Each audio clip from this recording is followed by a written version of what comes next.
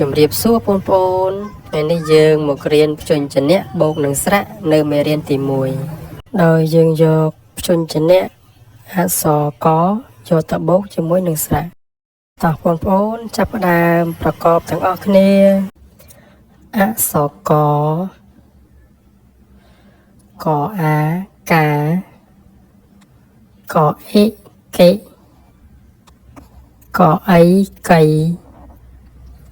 កអឺកឺកអឺកើកអុកុកអូកោកអ៊ូគួកអាកាកអឺគឺ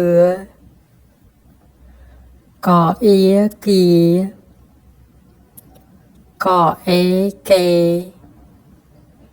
កអែកែកអៃកៃកអោកោកអៅកៅកអ៊ំកុំកអំកំកអាំកំកអះកះកអកកអេកេកអកតោះបងប្អូនអានសារឡើងវិញ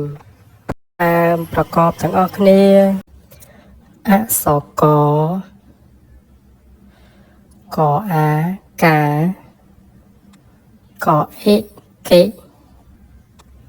កអីកៃកអឺកឺកអឺកើកអុកុកអូកោកអ៊ូគួកអាកាកអឺគឺកអ៊ីគីកអេកេកអែកែកអៃកៃកអោកោកអៅកៅកអ៊ំកុំកអំកំកអាំកំកអះកះ